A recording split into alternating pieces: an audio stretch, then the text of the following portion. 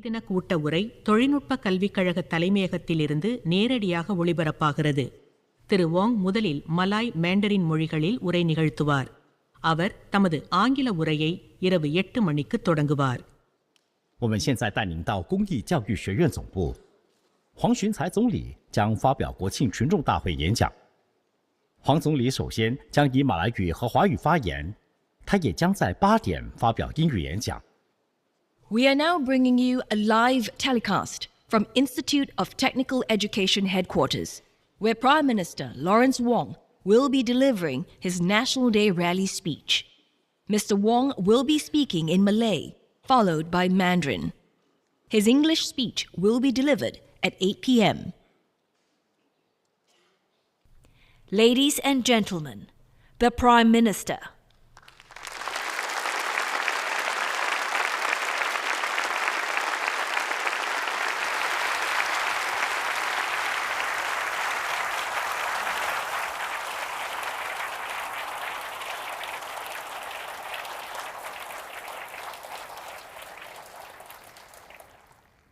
My fellow Singaporeans, good evening, Selamat Sejahtera, Malay Vanakkam, 大家傍晚好.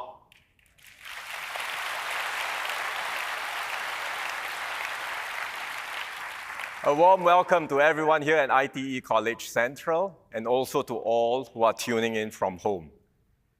This is my first rally after the general election, and it comes in this milestone year as we mark SG60. So tonight, I will share how we can write the next chapter of our Singapore story.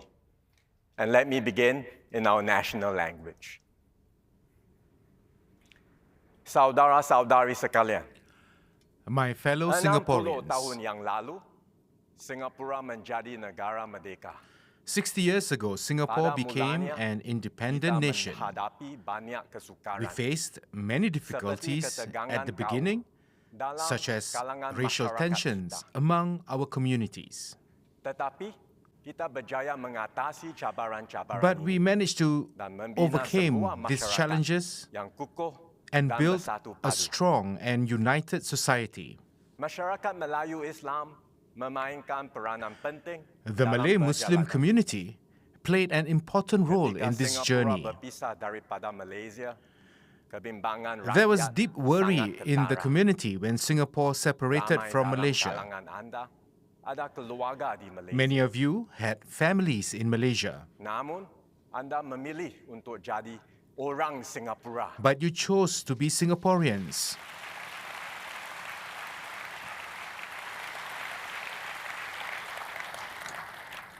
Kerana anda percaya kepada prinsip sebuah masyarakat berbilang kaum Because yang you adil believed in a dan fair saksama. and just multicultural Kita society. telah bekerjasama dan berganding bahu demi Working membina together, Singapura hand in yang hand, kita nikmati we hari built ini. the Singapore that we have Atas today. sumbangan dan sokongan padu anda.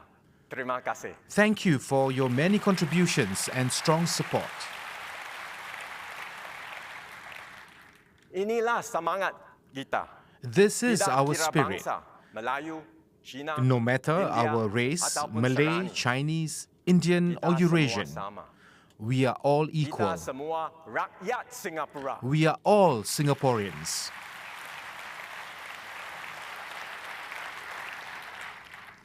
Tetapi sedang kita imbas masa lalu, kita juga mesti Even as pandang we ke look back, hadapan. we must also look forward Saya to the dan future. pasukan saya committed untuk bekerja My team sama and dengan I anda, are committed to working with you, belajar to listen, dan membina to masa learn, hadapan yang kita and to kongsi build bersama. our shared future together. Itulah sebabnya saya giat mendekati That's why I masyarakat have Melayu been Islam actively kita. engaging the Malay Pada Muslim awal tahun community. ini, saya bertemu sekumpulan usahawan Earlier this Melayu year, Islam. I met a group of Malay Kami Muslim gembira entrepreneurs. berbuka puasa bersama. We were happy to break fast together. Mereka daripada pelbagai bidang niaga, They came termasuk from many teknologi, fields, seni, dan including fashion. technology, Mereka fashion, berjaya and the bukan arts. sahaja di Singapura, They are malah di doing well, peringkat serantau. not just in Singapore, but Misalnya in the Syafiq region, Olia. Ini like dia. Shafiq Olia. Syafiq ialah pengasas bersama syarikat One Stop. Shafiq co-founded One Syarikatnya Stop, membekalkan His company supplies bespoke hospitality furnishings to luxurious resorts such as those in Maldives and Fiji. His company is headquartered in Singapore with production in China and Indonesia. Shafiq and others like him are flying the Singapore flag high and making our nation proud. Well done.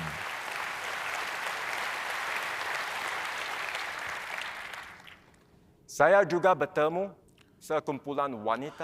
also met a group of Malay Muslim women from all walks of life, including educators, social workers, homemakers, and asatiza.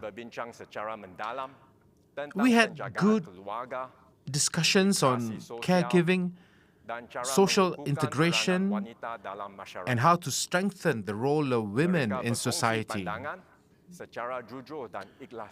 They express honest, heartfelt views on important issues that need all of us to work together.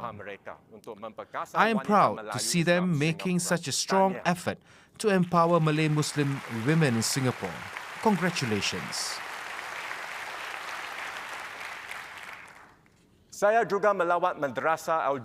I also visited Madrasah Al-Junaid. It has a long and rich history.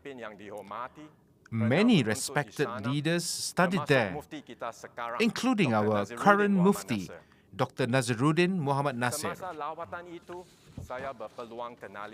During the visit, I had the opportunity to learn more about their programs and had the opportunity to interact with their students. They shared their dreams and how they hope to contribute to our society. I commend their hard work and strong spirit. You are the future Asatiza of Singapore. Continue chasing your dreams.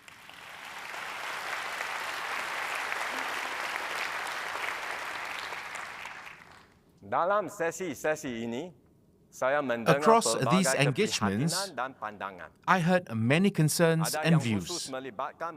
Some are specific to the Malay Muslim community, but many are shared by all Singaporeans. Issues such as the cost of living and the pressures of caregiving.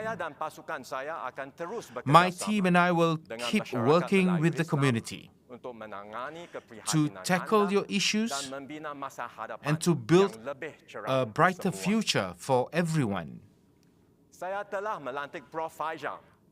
I've appointed Prof. Faisal as the new acting minister in charge of Muslim affairs. Since his appointment, he has been reaching out actively, engaging families, mosque leaders, and community leaders. He is supported by a new generation of Malay Muslim members of parliament. I've been working with them very closely to support your needs and aspirations, be it in education, employment, health, and other important aspects of life. I will share more in my English speech later tonight. We are also starting various new initiatives with the community to preserve and nurture our Malay heritage. For example, the Malay Heritage Centre will be reopened next year. It will have new galleries and programs to showcase the richness and vibrancy of our Singaporean Malay culture. We are going beyond the centre to refresh the wider Kampung Glam area. Last year, I shared that we will be setting up the Singapore College of Islamic Studies, or SCIS. Since then, MUIS has been working with local and overseas partners to develop a good curriculum.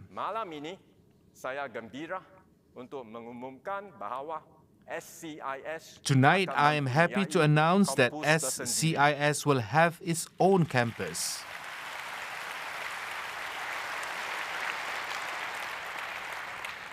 It will be located next to the Singapore University of Social Sciences SUSS campus in Rochor. SCIS and SUSS will be housed in their own buildings, which will reflect their own unique identity and purpose. SCIS students will be able to take SUSS social science courses as part of their studies. Both institutions will also share facilities. This way, students from both institutions can better interact with one another, and this will help them to enrich their campus lives. There's much more we can do together. At times, there may be difficult issues. But I assure you, my team and I will always engage you with sincerity, listen respectfully, and work with you to find the best solutions. As the Malay saying goes, consensus brings blessings.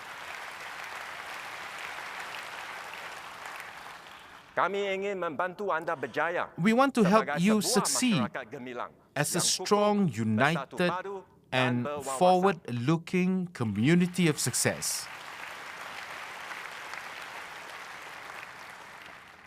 With your trust and partnership, I am confident that we can move forward together as one people. Together, let us take Singapore to a brighter future for ourselves and our children. Majulah Singapura. Thank you.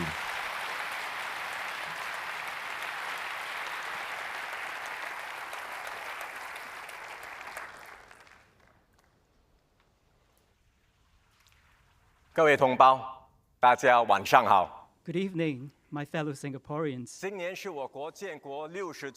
This year is SG60. Many community groups have organized various activities to commemorate this important milestone in nation building. Last month, I attended an art exhibition organized in conjunction with SG60.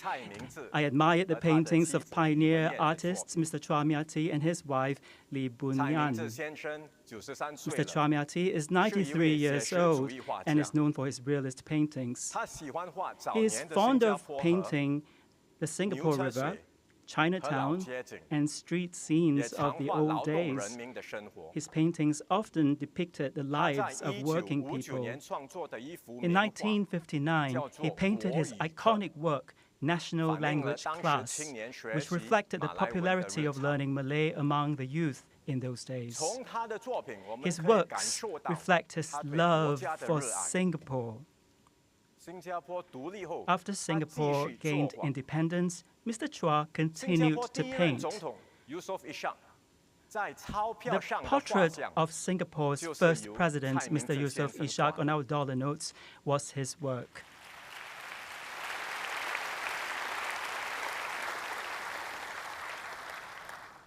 His daughter, Chua Yang, told me her father believes that the country comes before family. Only if a country is stable,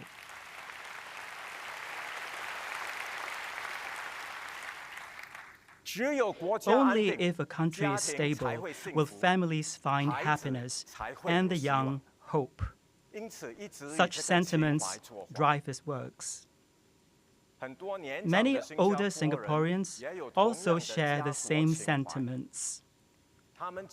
They know our prosperity and stability did not happen by chance, nor was it predestined. From the colonial times to nation building as an independent country, generations of Singaporeans stood together and strove for a better future. We worked hard for our families and for Singapore's development. There were ups and downs in every family's journey to build a better life. My family's story was no different. My maternal grandfather was a fisherman.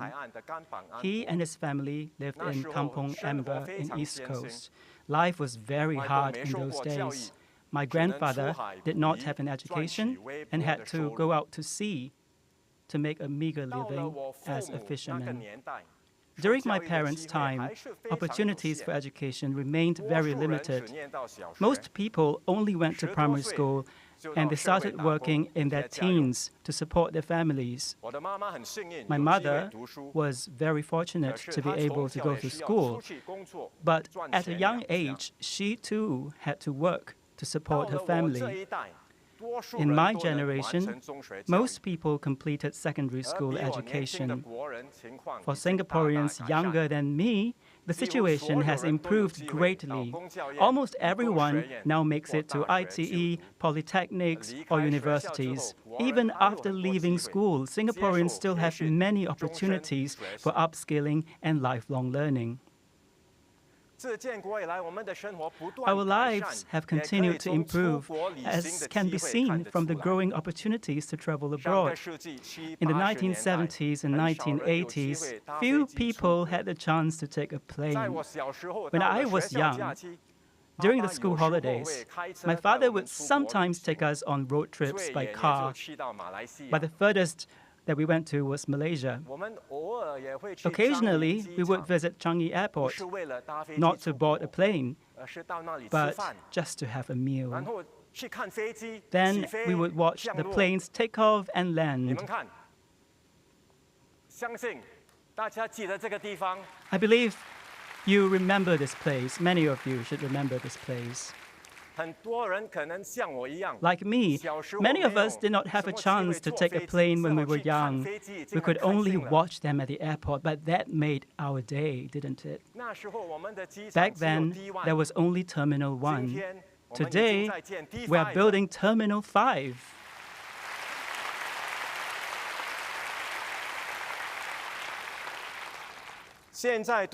Nowadays, many families look forward to annual vacations overseas.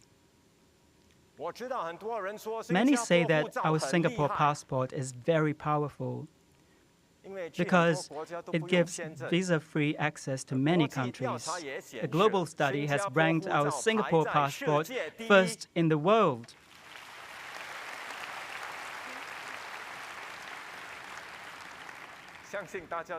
I believe many Singaporeans are making good use of this advantage to travel widely during the holidays, filling the passports with stamps from all over the world. Our passport is highly regarded because in the eyes of many countries, Singapore is a trustworthy country. Our international standing is a key achievement of 60 years of nation building. We can maintain this strength thanks to two factors. First, good governance. Second, a hardworking and united people. In the history of nation building, we have witnessed the sacrifice of individual Singaporeans and the contributions of community organizations. In this regard, the Chinese community has played a crucial role. In the colonial era, many successful Chinese community leaders and businessmen actively engaged in philanthropy, contributing money and effort to establish a strong foundation for Singapore's development. They founded many clans, associations, schools, hospitals, and welfare organizations. Many remain very active today, benefiting Singaporeans of all races. The Chinese community has founded many Chinese schools, which now have a new mission to nurture bilingual and bicultural talent for Singapore. As the saying goes, it takes 10 years to grow trees, but 100 years to nurture people. Chinese schools have been teaching their students to persevere in self-improvement and prioritize their families and countries. Such teaching has molded several generations. Chinese language teachers have also contributed significantly to nation building. They work tirelessly without fanfare to nurture generations of leaders in our society. Next month, Lianhe Zaobao will be organizing an appreciation event for Chinese language teachers in order to recognize their contributions. I will attend this meaningful event to thank them for their selfless dedication.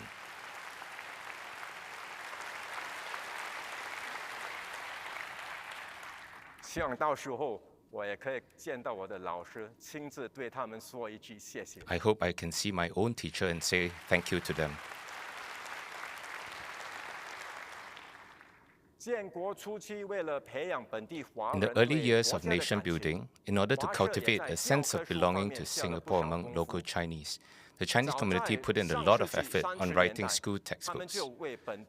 As early as the 1930s, they had injected elements of Nanyang characteristics into local textbooks in place of teaching materials from China and Hong Kong. Recently, MediaCorp and the Singapore Chinese Cultural Centre produced a documentary which featured the evolution of local textbooks. Let us watch a video. 教科书一直是学生不可或缺的知识伙伴。 Long been vital companions in every student's learning journey. Countless pages of knowledge and wisdom have shaped the learning experience in generations of students. From the 1930s onwards, textbooks for overseas Chinese in Nanyang began appearing on the market in response to the needs of Chinese community in the region. This textbook features plant illustrations on the cover and pages, most notably the iconic coconut trees of Nanyang. In earlier textbooks, they don't have that. That's right, illustration of pine trees were replaced with coconut trees. It was a clear shift. Pine trees are not native to the region after all. Textbooks with local content had inspired a sense of national identity among generations of students. From this video, we can see that since about a century ago, the Chinese community had taken it upon themselves to champion a local identity. This had a profound impact on the development of post-independent Singapore.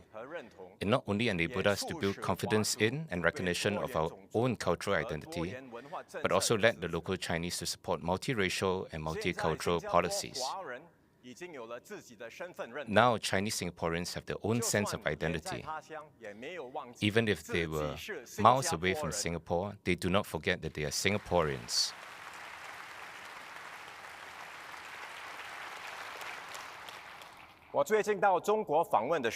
I recently visited China and met many Singaporeans in Beijing. Many of them brought their families along. Some traveled from afar, such as Shanghai and Shenzhen. They spoke fluent Mandarin and had adapted to life in China. But when we were together, we could immediately feel that we were fellow Singaporeans. That sense of familiarity appeared right away. Growing up in Singapore gave us a shared language, shared interests, and shared memories. Being away from home, everyone missed Singapore very much, especially our local food, and our embassy does not disappoint.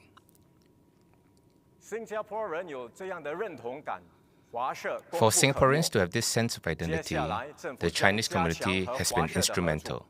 Moving forward, the government will strengthen its partnership with the Chinese community. Recently, I appointed Minister Chee Hoon Tat to lead the Chinese Community Liaison Group. He and his team have already started work visiting clans and associations. We noticed that many clans face leadership renewal problems and resource constraints. We will help them overcome these challenges so that they can remain vibrant and continue the contributions to society. For example, we will launch a new training program to systematically nurture the next generation of community leaders. In addition, we will also work with clans to continue helping new immigrants integrate into our society. As we celebrate 60 years of independence, Singapore stands at a turning point once again. We are now in a more unpredictable and dangerous world. US tariffs are putting the global economy under tremendous pressure. The US and China are engaged in intense disputes, not just in trade. In technology, military affairs, and geopolitics, the competition has become more intense. These tensions have far-reaching impact. Other countries are caught in the middle and pressured from both sides. Faced with these uncertainties, Singaporeans are understandably anxious, worried that Singaporeans' development will be affected, more fearful that jobs will be on the line, that livelihoods will be lost. I understand your concerns. The government is doing its best to help businesses find new opportunities and create good jobs for workers. At the same time, we will reduce cost of living pressures. At this year's budget, we rolled out a comprehensive package. I believe that everyone would have received the CDC and SG60 vouchers. A family of 4 adults can receive more than $3,000 worth of vouchers this year. We have also provided support for families with young children. Hopefully, these measures will give Singaporeans some relief.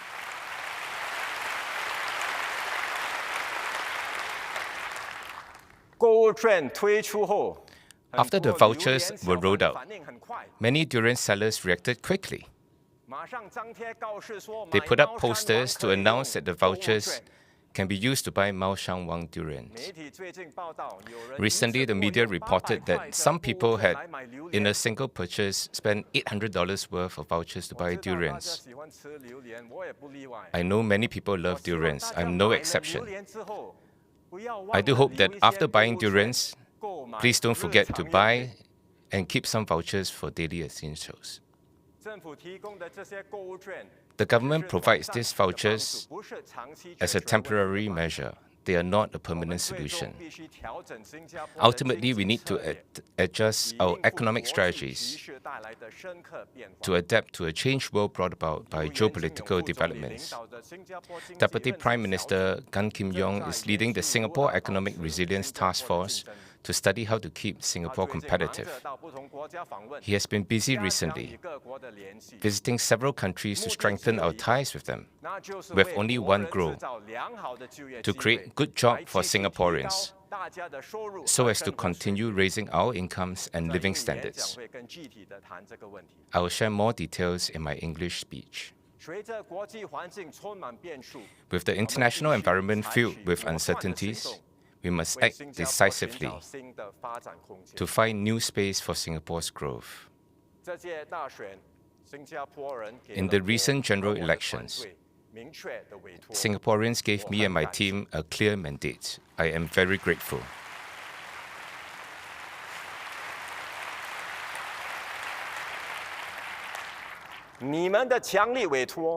Your strong mandate has given us greater confidence to tackle the many difficult challenges and chart the way forward for Singapore. My team and I will roll out more initiatives to build a better home for all. As always, the government cannot do this work alone. If we rely solely on top-down government policies, it is not possible for Singapore to achieve real success. For Singapore to be where it is today, it has been the contribution of every Singaporean, united in purpose, helping one another, sharing will and woe, and braving challenges hand in hand.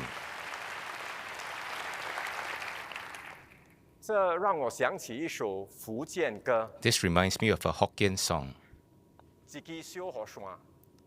A Little Umbrella.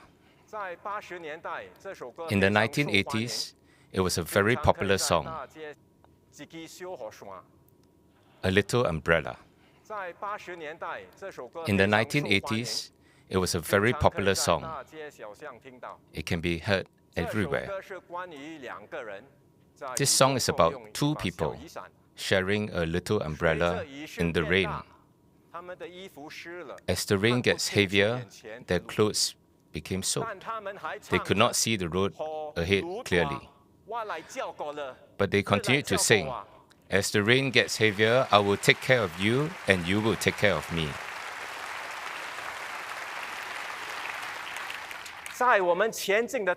On the road ahead, there will be stormy weather. However, I strongly believe that we will look out for one another, shelter each other from the elements, and usher in a new era together. Our future will be challenging, but it is also full of hope. We have many new ideas, new plans. As long as we stay united and forge ahead, we will surely be able to write in the Singapore story a brand new and more exciting chapter. Thank you very much.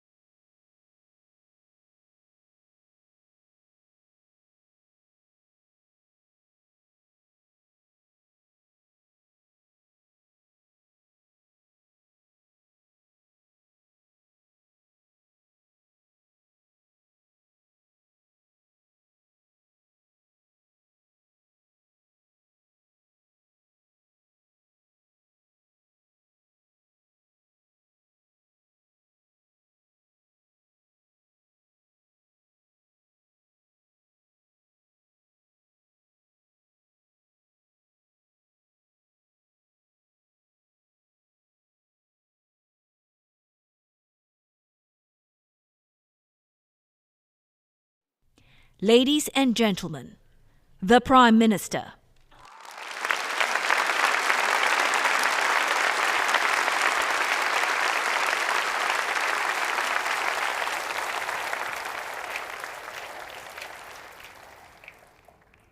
My fellow Singaporeans, last week we celebrated SG60. 60 may not seem like a major milestone, but for us, it carries deep meaning because it comes at a turning point in global history and it marks the start of a new chapter in our Singapore story.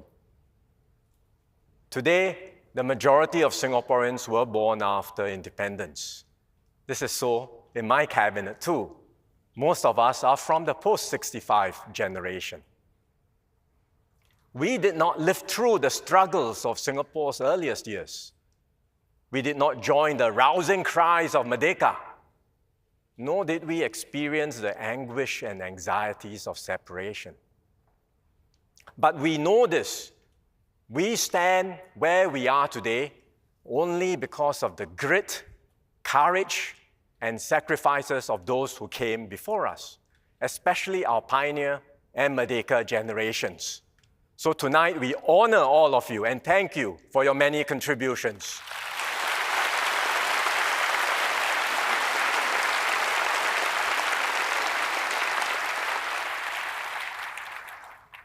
Now it's our turn to carry forward what we have inherited and to write the next chapter of our Singapore story together.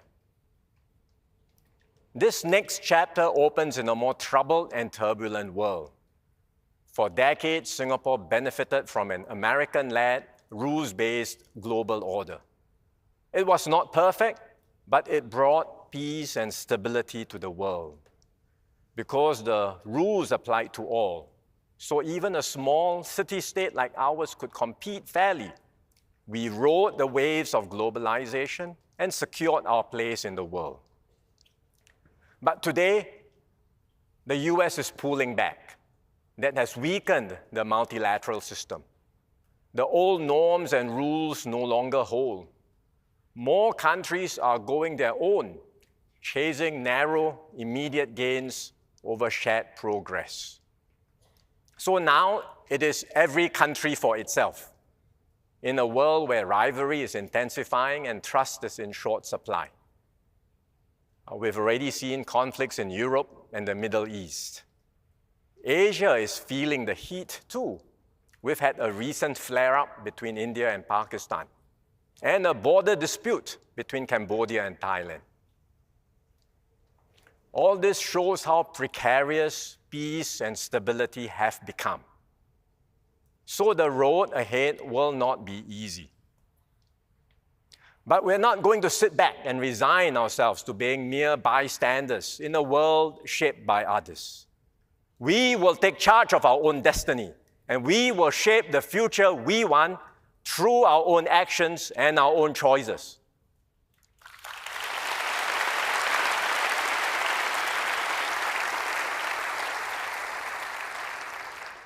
In the recent general election, Singaporeans chose the team you trust to lead our country in this changed world. I thank everyone for your support and your mandate.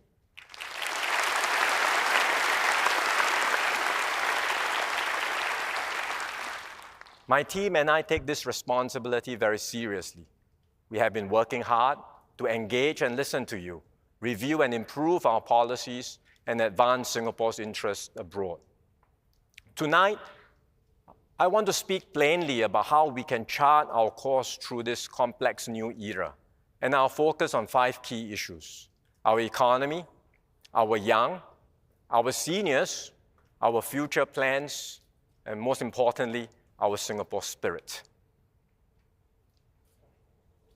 I will start with the economy because it is on everyone's mind. A few months ago, the US announced its Liberation Day tariffs.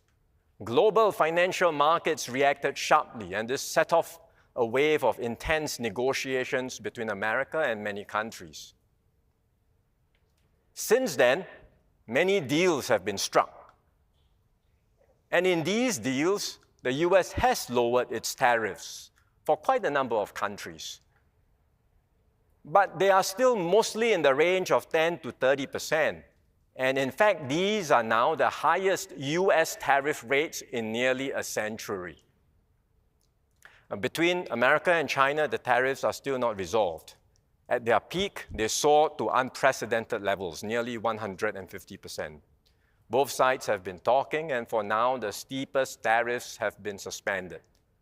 But the tariffs on many goods still remain above 50%. And meanwhile, deep mistrust and suspicion continue to fester on both sides, affecting not just trade, but also the movement of people, capital, and ideas. The US has maintained its 10% tariff on Singapore. This is the baseline rate. It's the lowest any country can get. But frankly, it gives us little comfort, because no one knows if or when the US might raise the baseline or set higher tariffs on specific industries like pharmaceuticals or semiconductors. What we do know is that there will be more trade barriers in the world, and that means small and open economies like us will feel the squeeze. That is why we convened the Singapore Economic Resilience Task Force, chaired by DPM Gan Kim Yong, our task force man.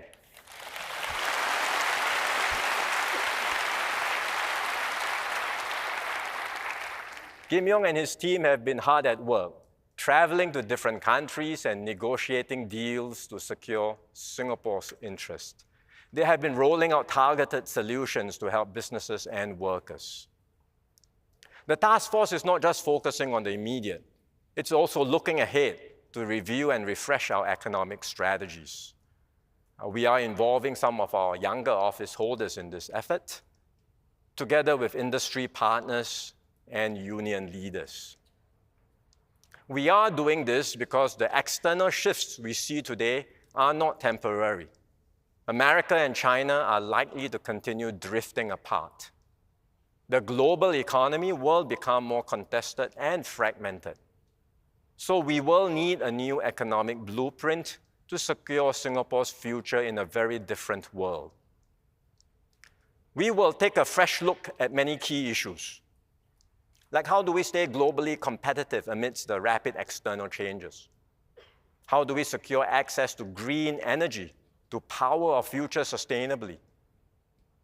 Or how do we help enterprises to break into new markets, expand overseas, and become global leaders? These are all important issues which we will dive into. But tonight, I will focus on one overarching priority, on innovation and technology, because this is how we can sustainably raise our productivity and improve our lives. For over 2 decades now, we've invested heavily in R&D, and we've reaped the fruits of these investments. For example, one early bet was in biomedical sciences, and we now have a vibrant biomedical industry, which helped us during the COVID pandemic too. We are applying the same long-term approach to other frontier technologies. One such area is quantum computing. It's a completely new way of processing information with the potential to transform many industries. We have been building up capabilities in our universities and research institutes.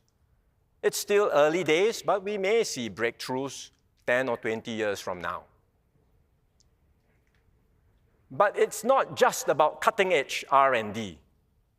Equally, if not more important, is how quickly new technologies are adopted across the entire economy. And this is how we transformed in the past. Think back to the 1980s. We launched a nationwide computerization drive. Those of us who grew up then, like me, benefited because we didn't have computers at home, but we could learn about them in schools and even at community centers, like this computer club at none other than Marine Parade CC, where I took my first computer class too. And it wasn't just young people. Workers were equipped and trained too. So everyone got familiar with using personal computers, and these became common in offices everywhere. So that transformed the way we worked and opened up new possibilities in every field. Then when the internet arrived in the 1990s, we again rode the wave and we propelled our nation forward.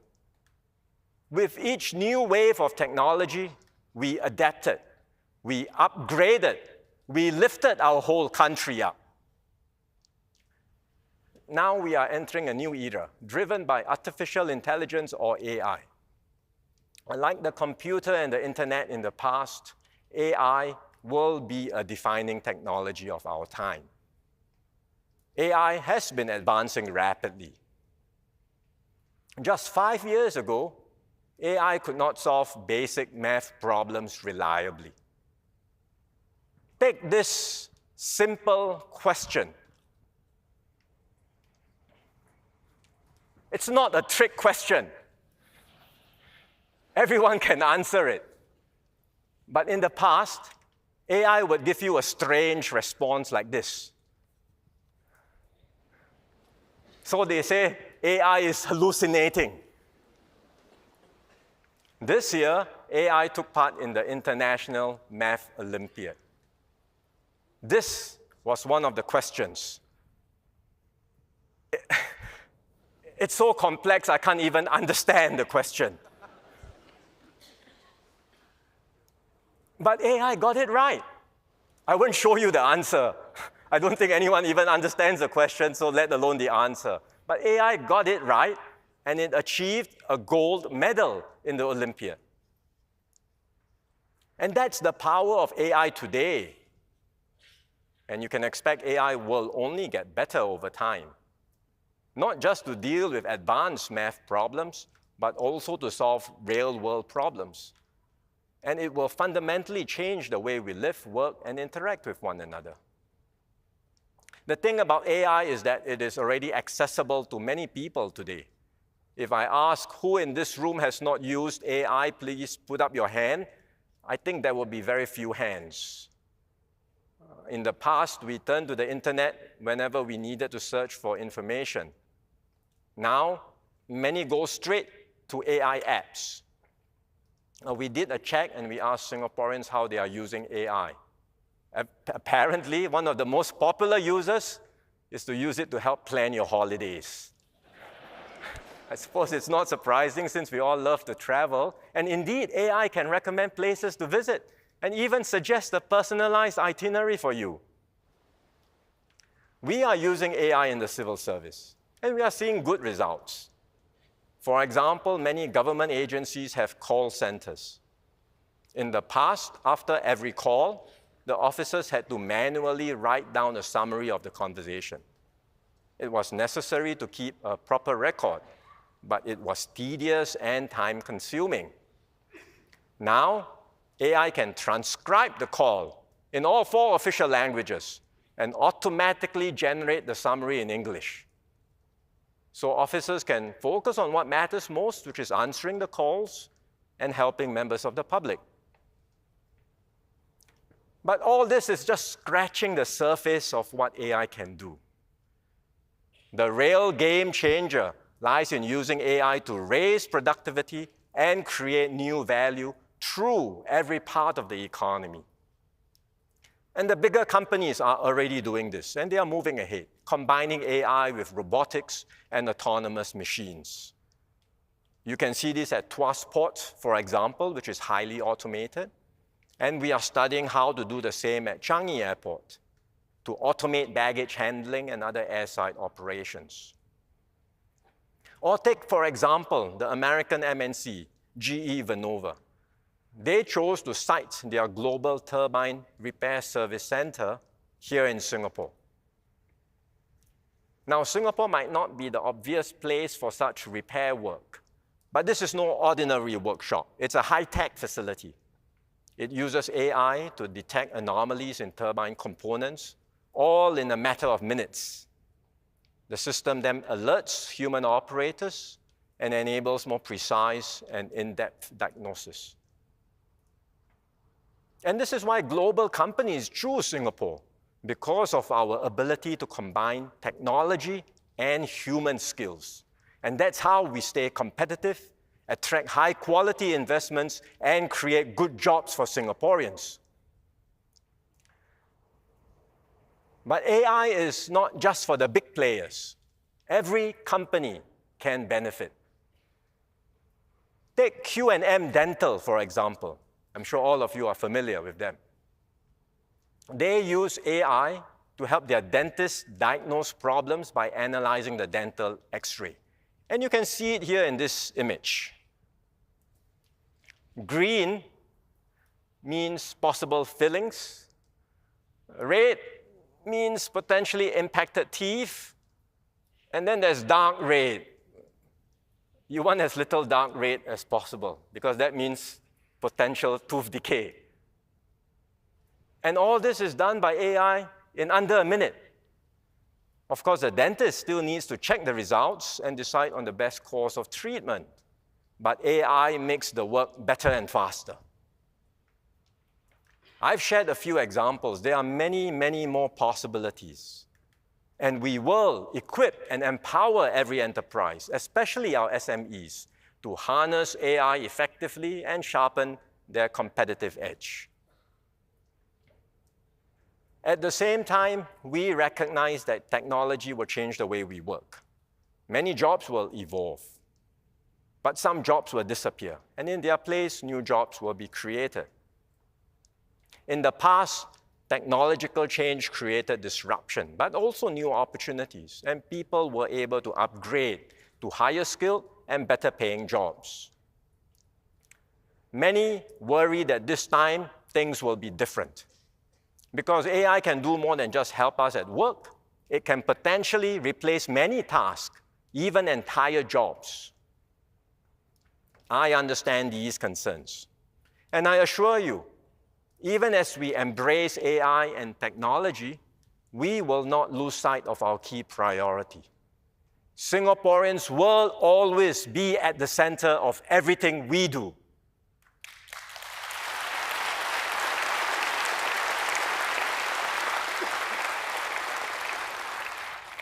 So we won't just rush headlong to adopt new technology. We will work closely with NTUC and the unions, with our union leaders and workers. We will redesign jobs and equip and empower every worker. We already see this in action at PSA. Crane operators were retrained to remotely supervise and manage multiple cranes and vehicles. It's a huge boost in productivity for the company. It also means safer and higher paying jobs for workers. So it's a win-win for everyone. Ultimately, our economic strategy is about jobs, jobs, and jobs. That's our number one priority.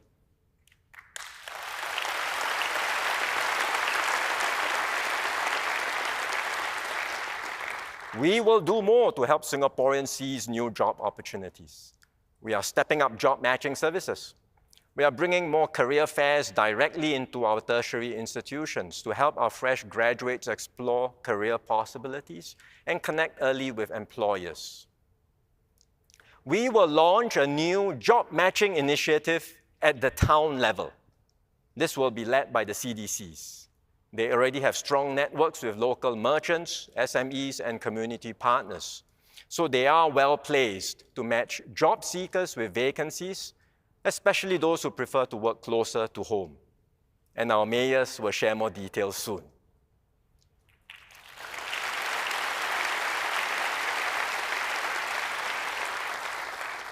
Importantly, we will continue to reskill and upskill our workers. This is why we have invested heavily in Skills Future. Last year, we introduced a new Skills Future Level Up program. That's for those who are 40 and above. You get $4,000 in Skills Future credits and training allowances of up to $3,000 a month for up to 24 months if you take time off from work to study full-time. The Level Up program is off to a good start, but we already have enough experience with it to introduce two more enhancements. First, we will allow a portion of the training allowances to be claimed for part-time courses. So it's not just for full-time study, but part-time study can also apply. Second, we will expand the course offerings. Currently, most of the courses are offered by the Institutes of Higher Learning. We will offer and include more quality courses offered by industry leaders and private training providers. Our programs are helping mid-careers like Vinod Nanda Kumaran. He is 41 this year. He previously worked in logistics and as a private hire driver. He is passionate about football, so he started to analyze match data to predict how his favorite teams would perform. That sparked a deeper interest in the world of data science. And he used his Skills Future credits to pursue a diploma in data engineering. He graduated last year and is now pursuing a part-time degree in business analytics at SUSS.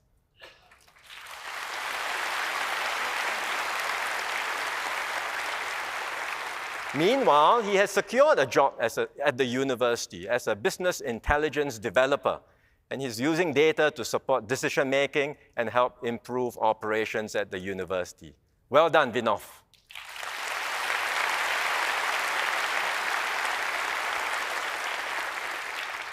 This is what our economic strategy is all about, helping every worker progress and succeed.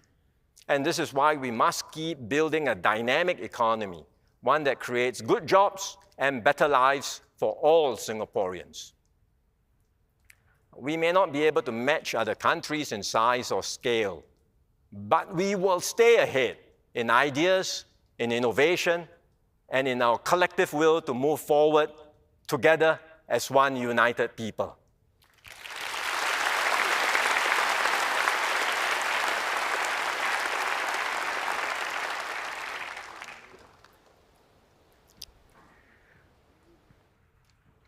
We work hard to improve lives, not just for today, but to ensure a future our young can look forward to with confidence and hope. Today, young Singaporeans enjoy more opportunities than ever before. They benefit from many advantages that did not exist when I was growing up. In my primary one cohort of 1979, more than 40%, more than 40% did not progress to post-secondary education. Now, virtually all students do so, and they have opportunities to travel and broaden their horizons. They can harness technology to learn, collaborate, and connect with the world.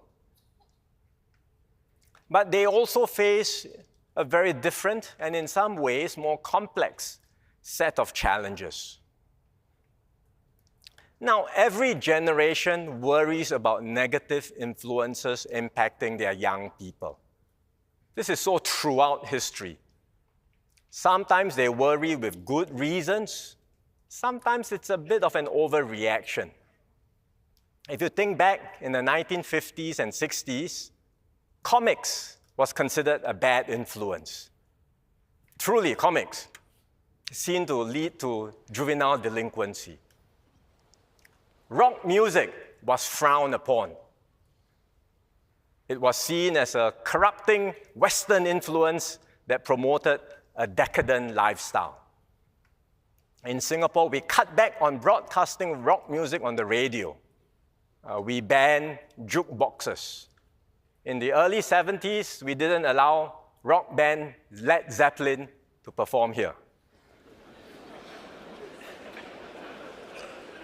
If you don't know Led Zeppelin, you are missing out on the good stuff.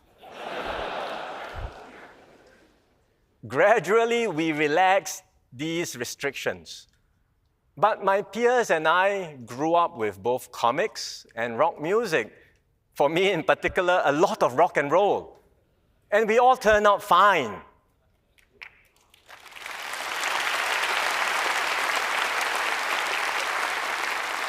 And today, no one would consider these things harmful.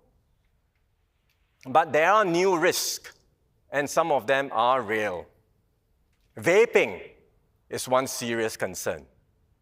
We have banned it in Singapore, but people are still smuggling vapes in and finding ways to get around our laws. Worse, it's not just e-cigarettes. Many of these vapes are laced with addictive and harmful substances like etomidate. So the vapes themselves are just the delivery device. The real danger is what's inside. Right now, it's etomidate. In future, it could be something worse, stronger, or far more dangerous drugs. So we will take much tougher action against vaping.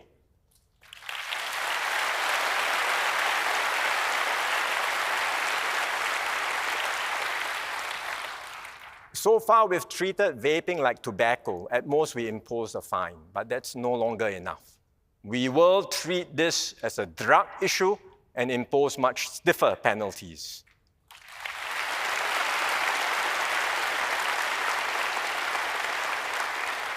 That means jail sentences and more severe punishments for those who sell vapes with harmful substances. And for those addicted to vapes, we will provide supervision and rehabilitation to help them quit. We will step up nationwide enforcement, and we will mount a major public education drive, starting in schools and the institutes of higher learning, and also during national service. MHA and MOH will lead the efforts, but this will be a robust whole-of-government exercise. The agencies have already started, and the ministries concerned will share more details soon. Another concern we have is the impact of technology on young people. Many parents worry that their children are spending too much time on screens, whether scrolling on social media, surfing the internet, or playing computer games. To be clear, this isn't a new worry. In the past, children were constantly reminded not to watch too much TV. But today's environment is on a wholly different scale. Everyone is online, always connected, and always within reach on their phones 24/7. So it's much harder for parents to set boundaries or even to know what their children are doing. And when young people become overly immersed in the virtual world, they may lose touch with the real one. They may grow up more socially isolated. They may be exposed to harmful or toxic content. And over time, all this can quietly chip away at their self-esteem, emotional development, and mental well-being. The use of AI by students is another emerging issue. One teacher told me he noticed his students' essays improve almost overnight. He was very surprised. What had he done to bring about such a dramatic change? So he checked and found out the students had been using ChatGPT to improve their writing. So now we feel a growing unease that students may over-rely on AI and take shortcuts, that they may not make the effort to learn and master the fundamentals, and that ultimately they may never learn to think for themselves. So how should we respond to all of these technological developments? The reality is we are living in a digital age. There are huge upsides to being digitally connected. Greater access to knowledge, more avenues to express ourselves, and new ways to connect with one another. So we must make full use of these technologies. But we must also be clear-eyed about the downsides and manage them carefully. And that means striking the right balance. A balance between protecting our young from the potential harms and equipping and empowering them to fully exploit the benefits of technology. And we have to start early, right from infancy. For infants and toddlers, the science is clear. No screen time at all. That's infants and toddlers. Even for preschoolers, we should be mindful and limit their screen time. That means we should not use phones as a babysitter, just to keep our children quiet or occupied. Instead, we should encourage them to spend more time outdoors, playing, making friends, and being active. Let them run around in the parks and playgrounds. Give them space to explore on their own, to try, take some knocks, and get back up again. Through it all, they can learn, grow, and gain confidence in the real world, not the virtual one. We will do more to support parents in this journey. Some countries have passed new laws to tighten access to the internet and social media for children. We are studying their experiences closely to understand what truly works. And we will consider what more we can do to strengthen online safety for children. At the same time, as our children grow older, they will need to navigate the digital world with confidence. We must help them build digital resilience so they understand the risk, gain the skills and know-how, and learn to use technology safely and effectively. In schools, our teachers play an important role. They teach students about cyber wellness and they instill good digital habits. More importantly, our teachers help students become discerning and responsible users of technology. And that means don't blindly trust everything the internet or AI says, but question, reflect, and form your own judgments. I mentioned the teacher just now who realized his students were using ChatGPT to improve their essays. He could have banned it outright, but he saw a chance to turn it into a learning opportunity. So he got the class to read and discuss the AI-generated essays. Then he challenged them. Don't just accept what AI gives you. Critique it. Find ways to make it better. That's the kind of teaching no AI can replace. And that's the dedication our teachers bring to their students every single day.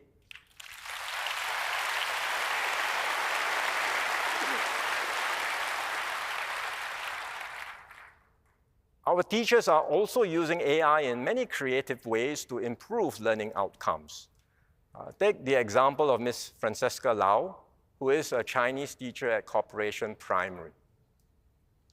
Many of her students speak English at home, so they have no opportunity to use their mother tongue outside the classroom.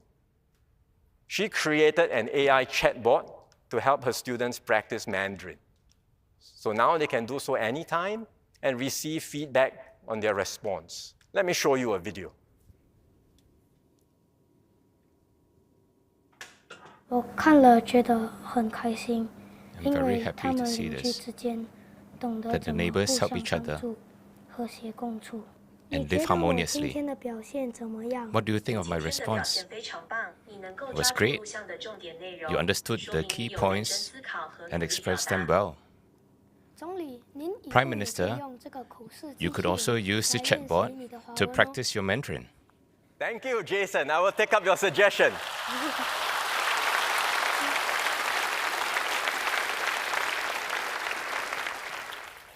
That was AI chatbot for Mandarin. Hopefully there will be chatbots for other languages too, and I'm sure for other circumstances. Beyond schools, we are strengthening the digital skills of our students at the tertiary level. And it's not just for those studying computer science or engineering, but for students across all disciplines. In the past, when you talk about digital skills, you think about how to use a word processor or a spreadsheet. Now, we have to upgrade what it means to have digital skills. And now we are teaching students to build and use AI models to generate ideas and solve problems in their field. And this way, they will be better equipped for a world where technology is embedded in every profession. With technology advancing so quickly, some parents may feel the need to start their children earlier, help them learn faster and cover more content from a younger and younger age. But let's have a care, because learning has never been just about packing in more content and knowledge. It's about developing the ability to think, to solve problems, and to keep learning throughout life. And in this age of AI, what really matters are the human qualities that machines cannot replicate, character, values, empathy, and a sense of purpose. These are far more important. And that's why we will do more in these areas by deploying more allied educators and teacher counselors across our schools and putting greater emphasis on character and citizenship education. This is the key priority for our school leaders and educators, and I hope parents will give them their full support. Because we are preparing our students not for exams, but for life. We want them to have the curiosity to keep learning, the empathy to care for those around them, and importantly, the confidence and resilience to take on the challenges that life will surely throw at them. Recently at Temasek Polytechnic, I met two design students, Faith Pang and Muhammad Noor Khan. They showed me how they are learning to use AI tools as part of the design process. And I asked them, are you worried that AI might replace you one day? They said no, because AI will not be able to replace the creativity, heart, and human spirit they bring to their work. And I said to them, good on you. That's the mindset that will set you apart.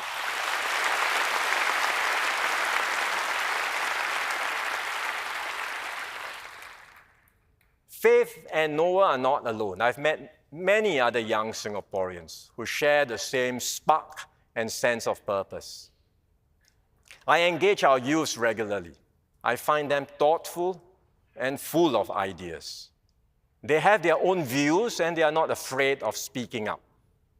They are certainly more articulate and confident than when I was at their age.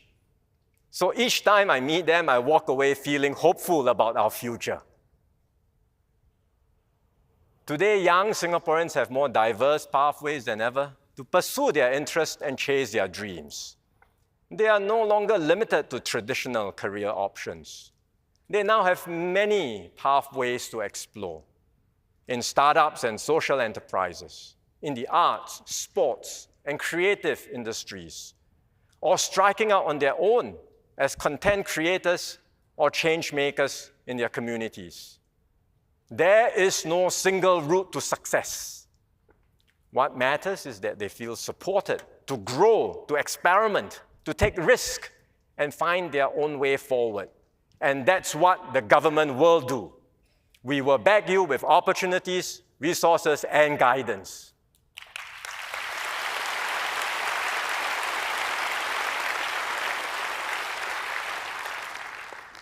After graduation, I know many are concerned about jobs, especially with the current economic uncertainty.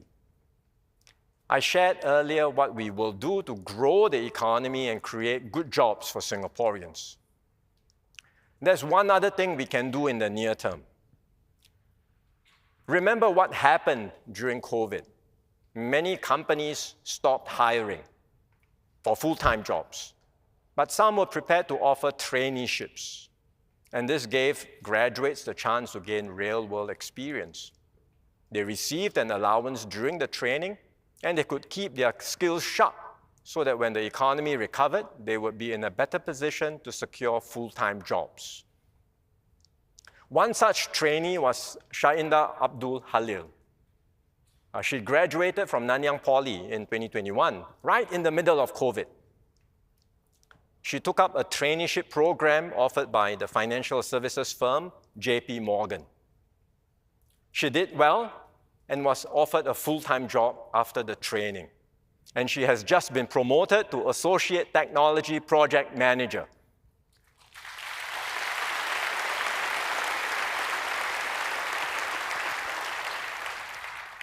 The program was beneficial in more ways than one, because she got to know a fellow trainee, they fell in love, and they are now married.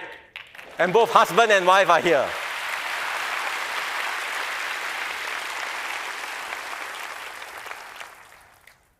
Today, companies continue to offer traineeships, but with government support, they can offer more training opportunities.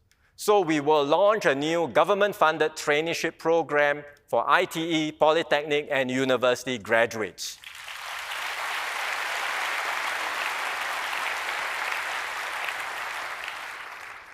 We will begin with a more focused rollout, and if the economy worsens, we will scale up the program, and the task force will share more details soon. Besides jobs, we will continue to focus on areas that matter to young Singaporeans, including housing and parenting. We've made several major moves over the past year. We've built more HDB flats with higher subsidies, and we've provided more leave for young parents and more help to reduce parenting costs. We are studying additional measures to better support you through every stage of life. To all our students and young Singaporeans, I know that growing up is not easy. The world today can feel overwhelming, the future at times distant and unclear. But I say to you, do not fear. You are not alone on this journey. We see you, we hear you, and we will walk with you every step of the way.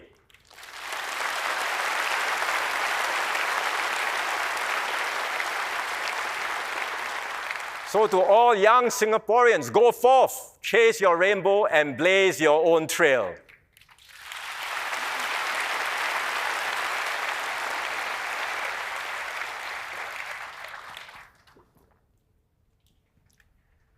Besides nurturing our young, we will also take good care of our seniors. Our society is aging rapidly, and I'll show you a chart that illustrates this. In 2015, when we celebrated SG50, about 13% of Singaporeans were aged 65 and above. Today, as we mark SG60, it is just over 20% over a period of 10 years. According to the United Nations, a country with 21% or more of its population aged 65 and above is considered super aged. We will likely cross that mark by next year. In 10 years' time, when we have SG70, we expect the figure to rise to over 25%.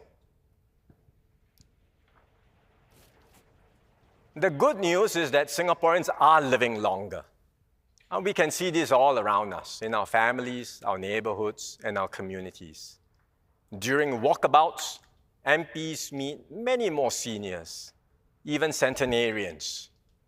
Here is Haslina with her Fengshan resident, Madam Wong. She doesn't look like it, but Madam Wong is 100 years old.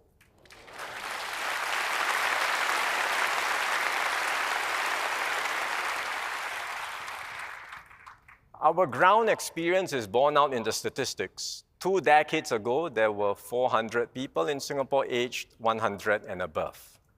Today, it is close to 1,500 and continuing to rise.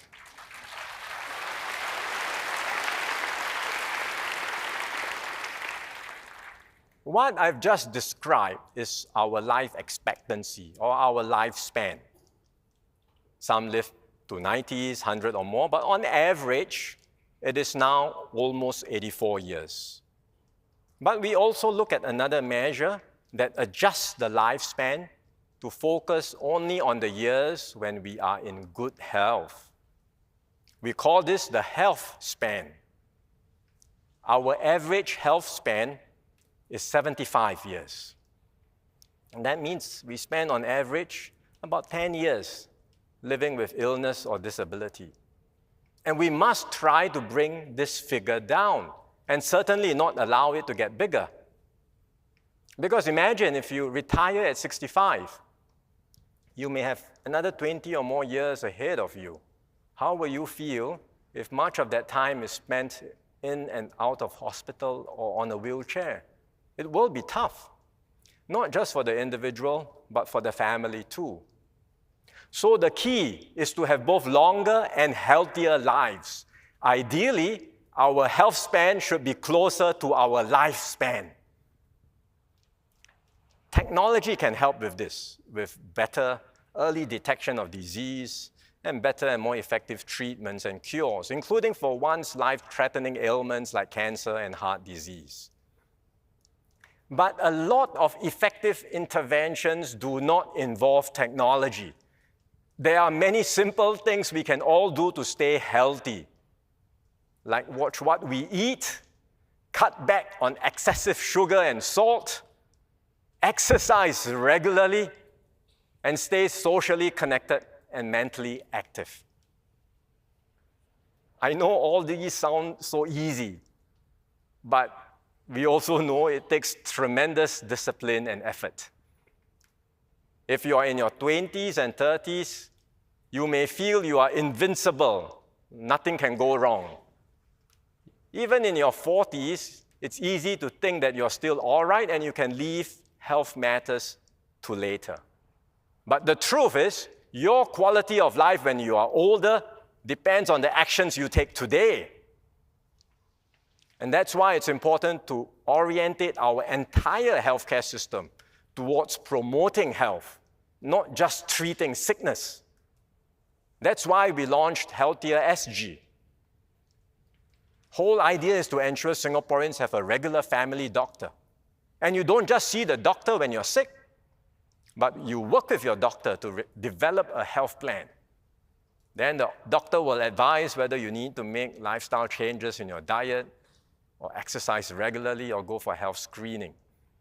And hopefully with doctor's instructions, that will motivate you to do something and work towards better outcomes by the next appointment. So far, more than 1.3 million residents have signed up for Healthier SG. I encourage those who have not done so to come on board. Work with your own family doctors to take charge of your health. Now, Healthier SG is making an impact. Take the example of 77-year-old Madam Adeline Lim, whom I met recently. She enrolled for Healthier SG, and the doctor advised her to stay active. So she tracks her steps and her exercise with her watch and the Healthy 365 app. She showed me how she uses it. Look at this. Look at this. More than 7,000 steps. Lots of MVPA. What's MVPA? Moderate and vigorous physical activity. She tries to do this every single day, which is remarkable.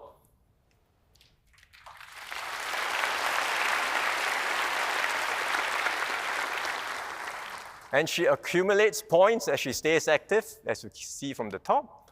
With more than 1,500 health points, she can redeem $10 in supermarket or public transport vouchers. It's a small incentive, but it keeps her going.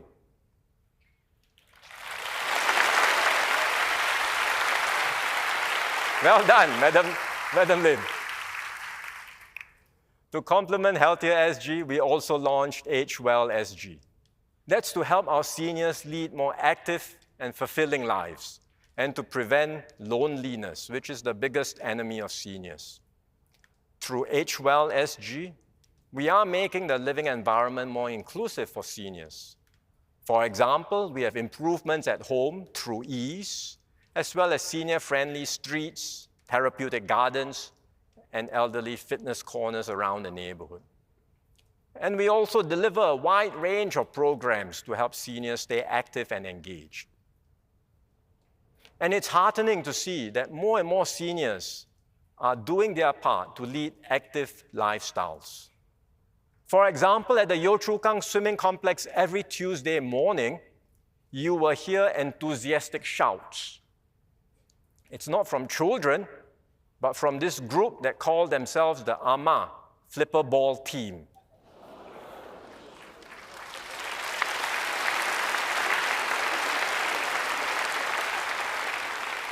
These are seniors in their 60s, 70s, even their 80s, playing flipper ball. Flipper ball is a modified version of water polo.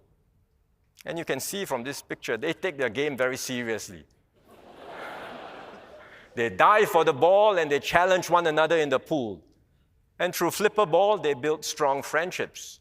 They organize trips together, celebrate birthdays, and support one another through life's ups and downs.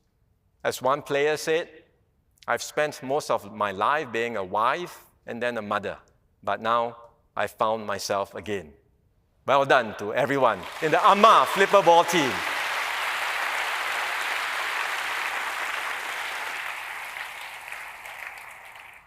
We will continue to do more to support our seniors, but there's still one major issue we have to tackle, and that's their long-term care and living arrangements. One solution is community care apartments, or CCAs. That's a joint initiative by MND and MOH. CCAs are HDB flats that combine housing with care arrangements for seniors. So the flats come with senior-friendly features, like wheelchair-accessible bathrooms with grab bars and slip-resistant floors. And the seniors subscribe to a package of services, like home fixes, health checks, or housekeeping. Within the block, there is a center in the block itself with full-time staff to coordinate the delivery of these services. And that serves as an activity center for residents, so they can gather there daily, meet their friends, and take part in activities. The staff are on shift 24/7, and if the senior needs any urgent help, someone will be there on site to attend to their needs. Earlier this year, I visited our first CCA project, Harmony Village at Bukit Batok. The residents told me they were very happy to live there. I told Desmond Lee, who was then Minister for National Development, that we need more CCAs. So now Chee Hong Tat is in MND pursuing this.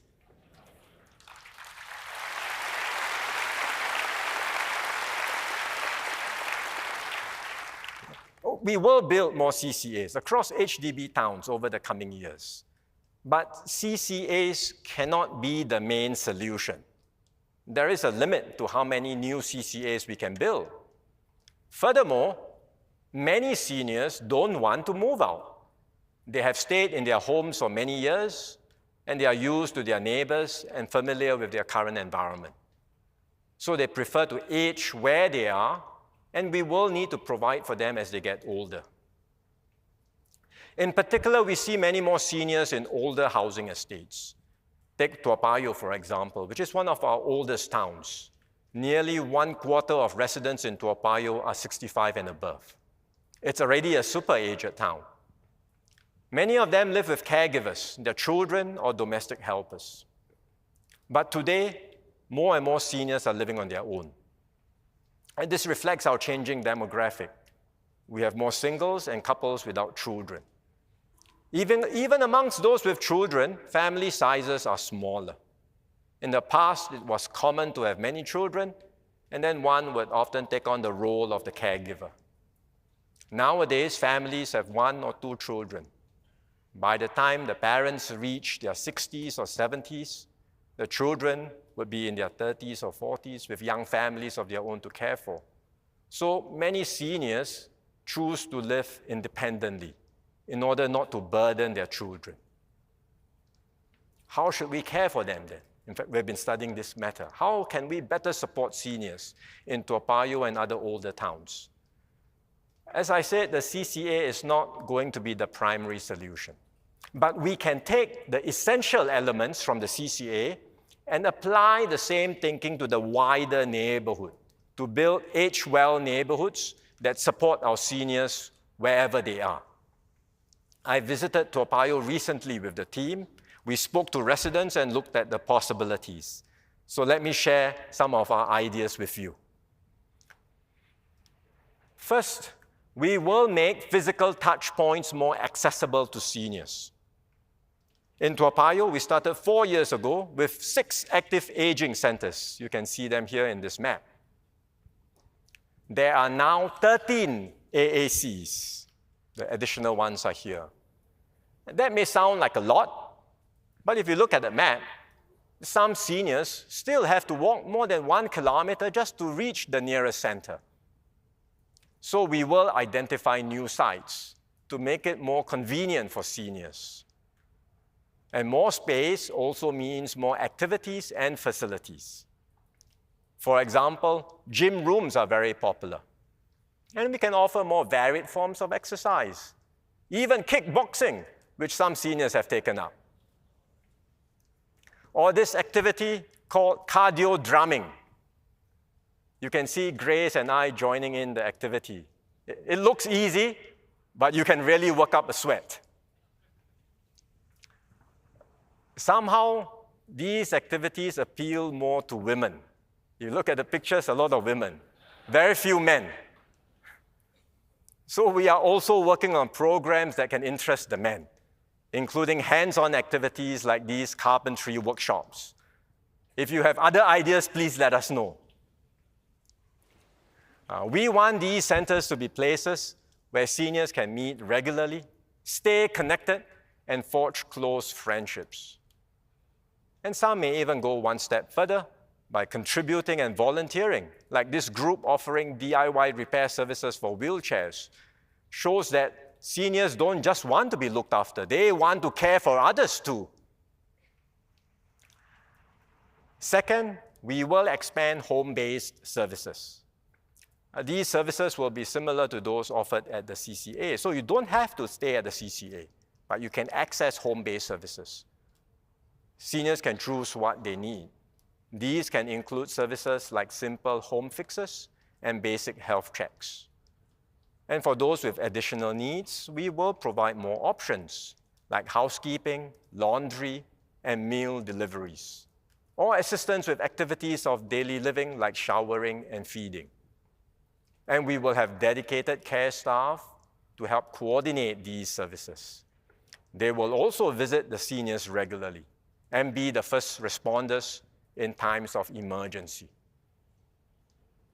Third, we will bring healthcare services closer to the seniors.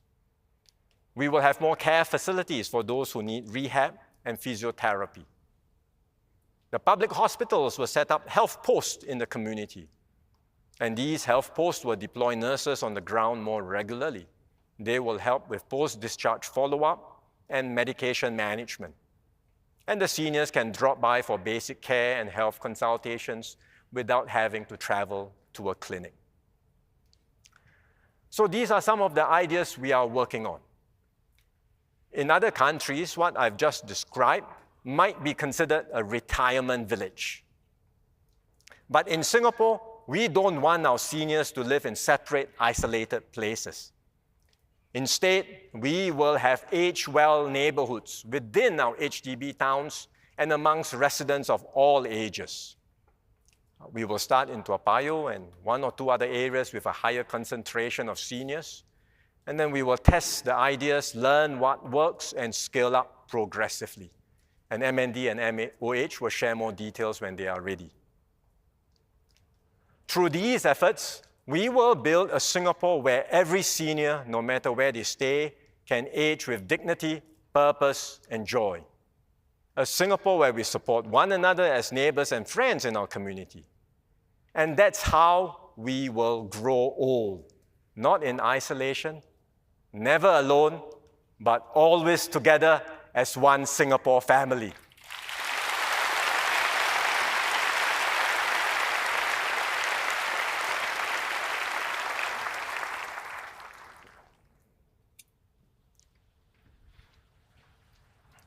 As we look after and support one another, we must also treasure our physical spaces and environment, because this little island is all we have, and we must make the most of it. That also means protecting ourselves against climate change and rising sea levels. The work has already begun, and we will accelerate it in the years ahead. For example, at Pulau Tekong, we are building a polder that's a low-lying reclaimed land. The construction started in 2018, back when I was at MND. And the project will be completed later this year. It will give the SAF new training areas, which you can see here, equivalent to the size of 2 Toa Payoh towns. And it's not just more land, but a dike to protect against rising sea levels. We are enhancing coastal protection all around the island. We are starting with the most vulnerable areas. We have the Long Island project for the southeastern shorelines, and protection works around Changi Bay. We are developing plans for other parts of Singapore too. Land is limited and precious in Singapore. So we will do whatever it takes to protect what we have today. At the same time, we have to continually rejuvenate and refresh our existing land and reimagine new uses for them. URA just released its latest draft master plan, which sets out our thinking for development over the next 10 to 15 years. So tonight, let me share with you some of these ideas. In the past, we've spoken about our plans for the West, the East, and the Central regions. Some people say that the northern part of Singapore is more ulu, more remote. I assure you it's not, so tonight I will focus on the north.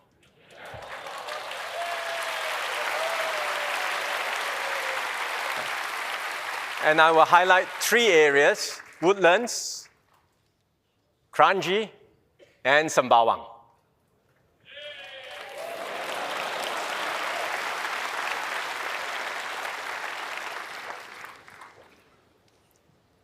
Let me start with Woodlands. It's our northern gateway into Singapore. Malaysia Prime Minister Anwar and I recently witnessed the signing of the agreement to establish the Johor-Singapore Special Economic Zone, or SEZ. The SEZ has great potential for both sides to tap on complementary strengths and grow together. To maximize this potential, we must improve cross-border connectivity. Today, the causeway is the busiest land crossing in the world, and it gets very congested, especially during weekends and holidays, and it creates disamenities for residents too. We will redevelop the Woodlands checkpoint. We've acquired land around the old Woodlands town center and the surrounding areas, and we will reclaim additional land. So we will have an expanded Woodlands checkpoint. It will be 5 times bigger.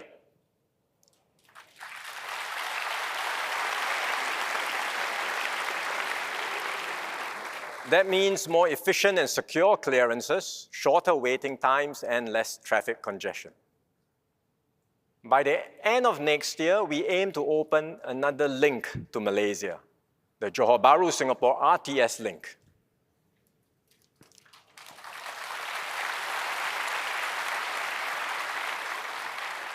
The RTS link station in Singapore will be at Woodlands. It will be directly connected to Woodlands North MRT station along the Thomson East Coast Line. So this will make cross-border travel much more convenient. There will be seamless transfer between the RTS and the MRT. Passengers can clear both Singapore and Malaysian immigration at the point of departure. There's no need to queue again upon arrival. And around the RTS link station, we will build flexible industrial spaces. This will support businesses seeking to take full advantage of the SEZ. There will be spaces for new homes too. Nearby, next to Admiralty Park, around 4,000 HDB units in a new Housing by the Woods precinct. And we have also set aside space for more housing, including public housing, along the Woodlands waterfront. So together, all these developments will reshape and transform Woodlands into a modern and vibrant regional center. Next, Kranji. For the past 25 years, when you speak of Kranji, you think of horse racing. But over time, the popularity of horse racing has declined, and the land hasn't really been well utilized. So we've taken back the land, and we will give it a new lease of life. It's a large site, as you can see here, about 130 hectares, roughly 200 football fields. So it's a rare opportunity for a major transformation. As a first step, we will improve connectivity. The area is already well connected to Woodlands, which is served by both the North-South Line and the Thomson East Coast Line. We are building a new MRT station at Sungai Kadut. And this will also be an interchange connecting the North-South Line and the Downtown Line. So connectivity will get better.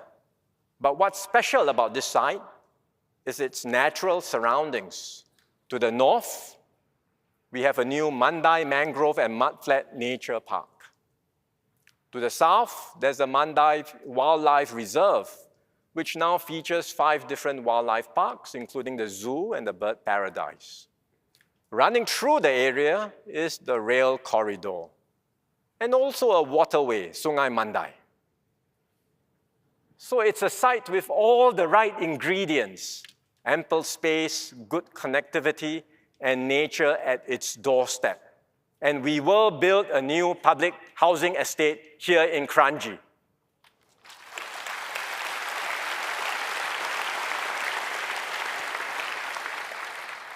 There's space for 14,000 new homes, more than Bidadari New Town. The homes will be nestled amidst lush green spaces and supported by more amenities, including a new neighborhood center around the Kranji MRT.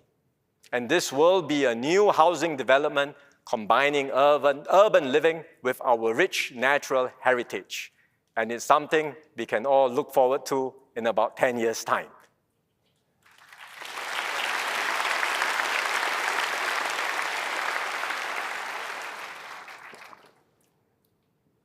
Finally, Sembawang and Sembawang Shipyard.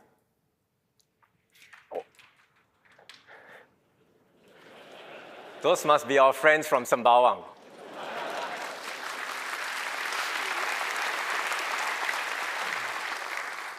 Older Singaporeans will remember its historical significance. The British built a naval base here in 1938. After the Royal Navy left, we converted the naval docks into Sembawang Shipyard. President Shears officially opened it in 1971. Sembawang Shipyard played a key role in our early industrialization and powered the growth of our maritime industry. As we redevelop the area, we will preserve the rich maritime character of the site. One striking feature is the dry dock. It was then the world's biggest dry dock. And there are many possibilities for creative reuse of the space. We've been gathering ideas from the public, and let me show you some of the feedback. We could make this a community space for sports, for concerts, performances, and events, or a plaza for people to get together with their family, friends, and loved ones. Beyond the dry dock itself, there are many other things we can do with the rest of the site. And it's also a large area, about 3 times the size of Ang Mo Kio Town Center. We can capitalize on the coastline to develop something special. There will be homes with waterfront living. We can have new concepts for dining and shopping, as well as community spaces along the promenade. And when you put it all together, this can become a new, vibrant waterfront destination in the north, rich in heritage, yet reimagined for the future.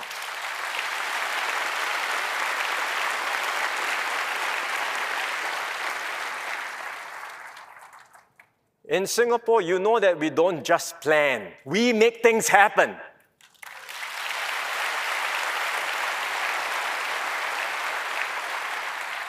Nearly 20 years ago, we talked about Punggol 21. Back then, there wasn't much there. And today, Punggol is a thriving, beautiful town. Tonight, I've shared our plans for Kranji and Sembawang. Just as we transform Punggol, these plans will take shape in the years ahead, and they will become reality.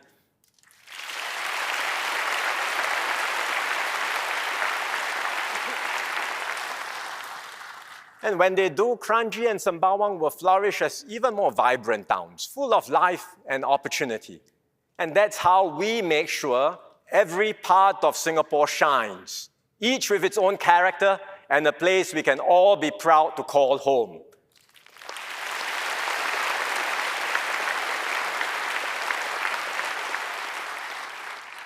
So even as climate shifts and circumstances evolve, one thing is certain: Singapore's progress will never be left to chance. We are and have always been a nation that adapts, reinvents, and dares to dream. And together, we will keep building a better and more vibrant Singapore.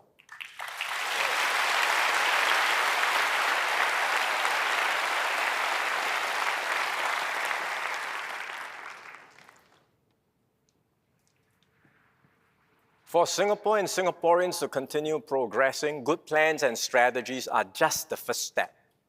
What matters just as much, and even more, is the collective will of our people.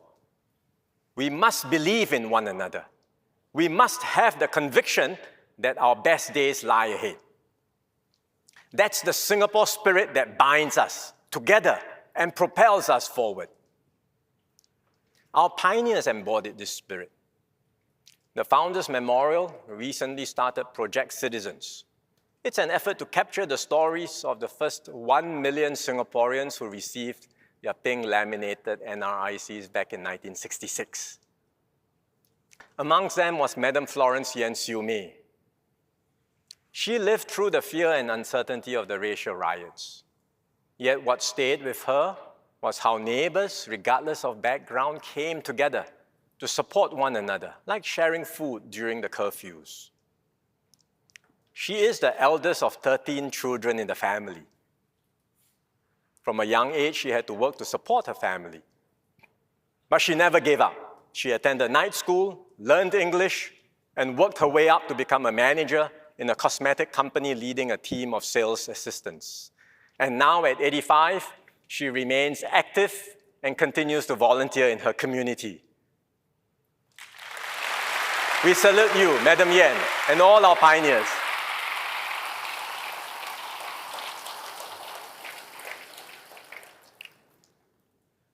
Stories like this remind us of the grit and quiet strength of our pioneers.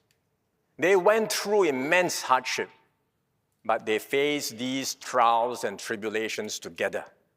And in doing so, they grew closer as one people. Their experiences give them a deep sense of shared purpose and common destiny. So they looked out not just for themselves, but also for one another, as fellow Singaporeans. Later generations did not go through the same crucible of hardship. Those of us growing up soon after independence would remember what life was like in the 70s, a time of transition for our nation. But for younger Singaporeans, today's Singapore is the only one they have ever known. They may still hear stories from their grandparents or their great-grandparents if they are lucky, but with each passing generation, those stories become more distant and less vivid. No doubt, we've faced our own challenges and trials. Most recently, we had to deal with the COVID pandemic. It cannot compare with what our pioneers went through: war, poverty, deprivation, riots. But COVID was the crisis of our generation. And in that moment of need, we stood together.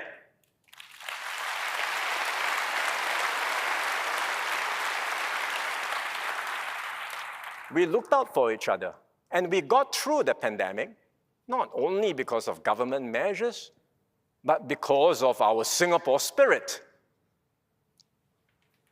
COVID is over. It feels like a bad dream.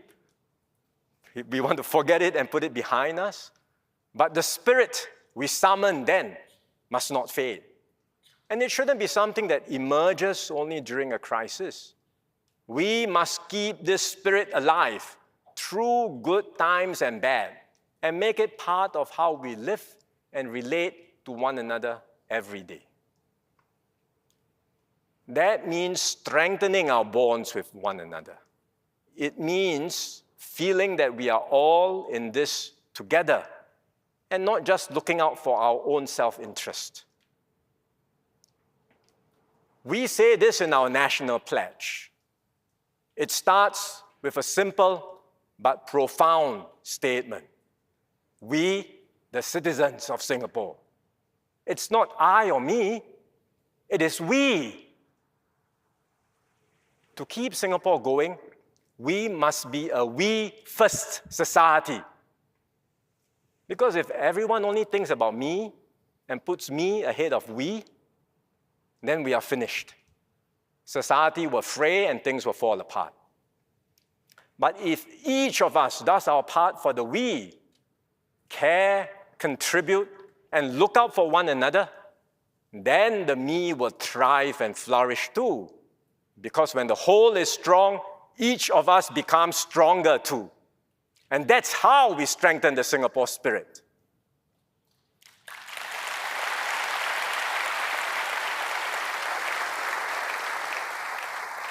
And so we have to do more to encourage Singaporeans to step forward, to take responsibility for one another, and to shape the character and future of our society. The government cannot force or direct this, but we can encourage and support, and we will certainly recognize and celebrate these efforts. So tonight I'll share 3 examples. The first is Yasser Amin. He shared his story with me when I met him last year. Back in 2020, he chanced upon a Telegram group that organized beach cleanups. He was curious and decided to give it a try. And he has been volunteering ever since. Not just volunteering, now he runs his own cleanup sessions. So if you're keen, join him on Saturday mornings at East Coast Beach.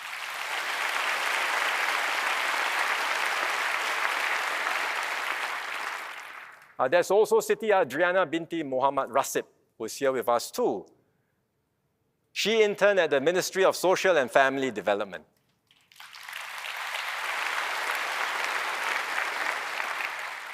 And through the course of her internship, she learned about the challenges faced by lower-income families.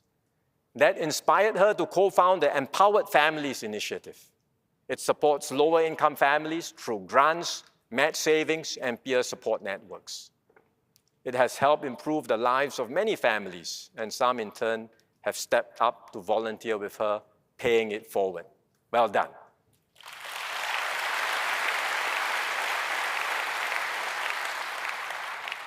I've shared 2 young examples, so my third one is a senior. Mr. Koh Seng Chun, the 2024 Straits Times Singaporean of the Year.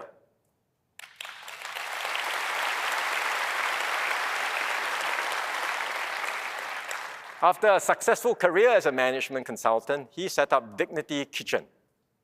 It provides employment for persons with disabilities so they can find dignity through work.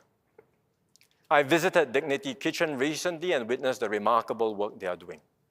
They do much more than just create jobs. They restore hope, unlock potential, and show us what it means to build a society where every person can live with dignity. And these are goals that we must all strive for together.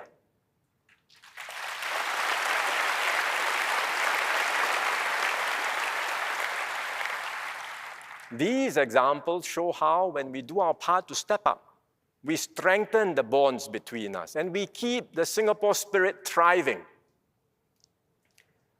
In many countries, you see such ground-up collective actions because the governments are not working. The governments are ineffective. So people are frustrated at the lack of action and progress, and they step forward to take matters into their own hands. Singapore is in a different position. No one wants the government to do less. No one wants the government to become ineffective. Instead, we strive to be more efficient and responsive, and there are areas where we believe the government can and should do more, especially to provide stronger social support for those in need. But it's not just about what the government does. And we certainly don't want to end up as a society where people rely solely on the government.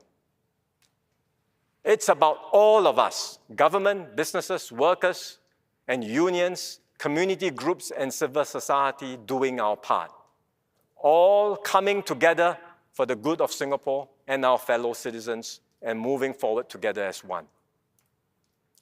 That's how my team and I intend to lead. Not just doing things for Singaporeans, but doing things with Singaporeans.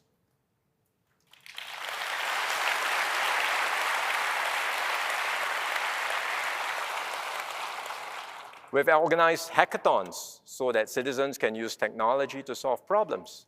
We've convened citizens panels to study and propose policy changes on a range of issues, from tackling diabetes to improving employment resilience. Through youth panels, we've empowered young people to develop initiatives on financial literacy, job opportunities, digital resilience, and recycling. We will continue to do all these and more. We will open up more avenues for you to be heard and to get involved. Not just to give feedback and share ideas, but to partner us and your fellow Singaporeans, to roll up our sleeves, come up with solutions, and turn good ideas for a better Singapore into reality. The process will not always be smooth. It can be messy, iterative, and slower than we would like. But if we persevere, I am confident we will reach better outcomes, because we will build stronger trust, deeper ownership, and a greater sense of common purpose. And together, we will keep our Singapore spirit alive, not just for today, not just for tomorrow, but for many more generations to come.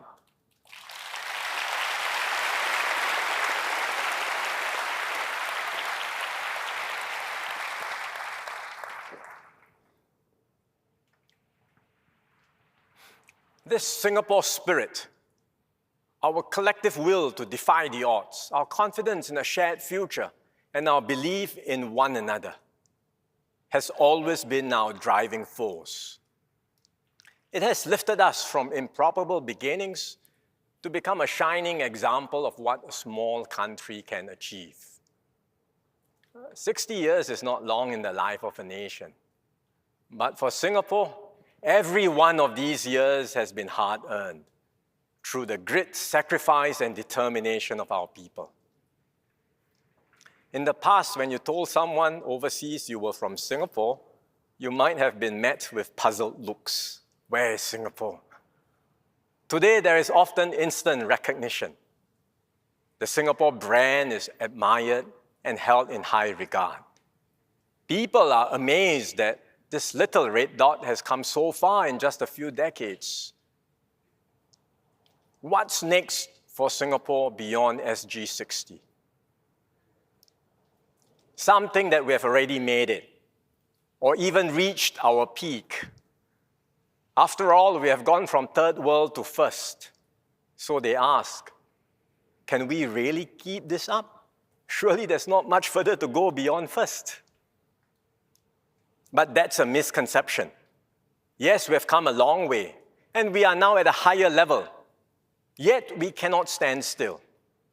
Because in today's world, standing still is the same as falling behind. We either press on to go onward and upward, or we will slide downwards. And pressing on means more than just keeping pace. It means dreaming bigger, being bolder in pushing new frontiers, and being ready to try new things, even if we stumble or fall, because that's the only way to rise higher. It's the same in sports. A few weeks ago, we hosted the World Aquatics Championships. Our Team Singapore athletes went head-to-head with the very best in the world. Swimmer Gan Ching Hui was not intimidated. She rose to the challenge. She made the 1,500-meter freestyle finals and broke 3 national records along the way.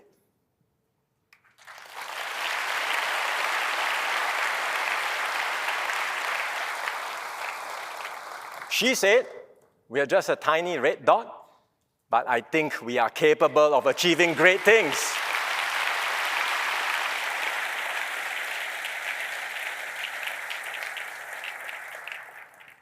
That same spirit must guide us as a nation. We may be small in size, but together we can achieve great things.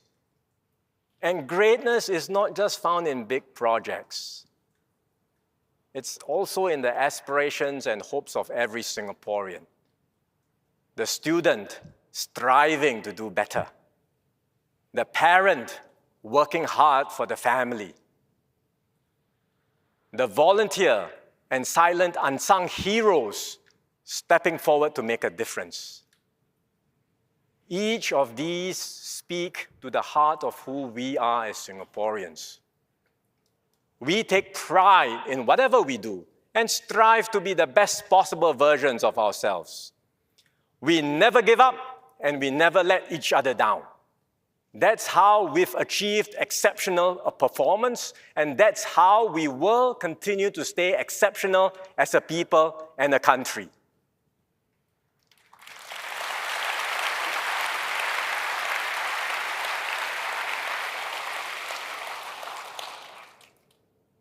Above all, we have faith. Faith in our community, in one another, and in Singapore. Faith that there is no challenge we cannot overcome. No goal we cannot achieve if we stand together. And if we hold fast to that faith, we will keep breaking new ground. We will mark new milestones, not with loud fanfare, but with quiet confidence. We will write the next chapter of our Singapore story beyond SG60. And we will do it together, side by side, as one exceptional and united Singapore. Thank you very much and good night.